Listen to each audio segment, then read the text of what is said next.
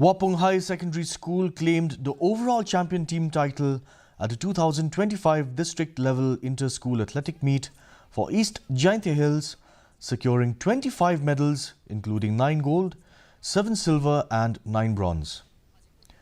The event, organized by the District Sports Officer East Jaintia Hills, saw strong performances from various schools.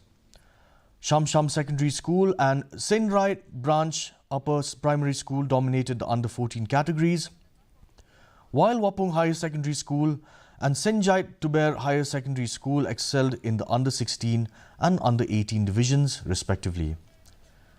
Outstanding athletes including Gamper Dhar, Useful Kandait, Haibonson Muksor and Rebite Bang were recognized for their excellence and will represent East Jaintia Hills at the upcoming state-level inter-school athletics meet.